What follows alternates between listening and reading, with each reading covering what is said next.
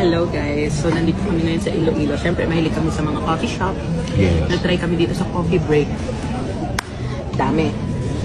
Out of all of you, Wow. all of you, What's that? walang nagawa. Even the drinks, even the lasagna, lahat tabang.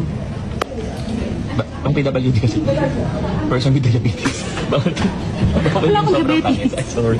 Bawal kasi sila Ang matapang. dami nyo dyan, walang masarap sa inyo. May isa. Iyak.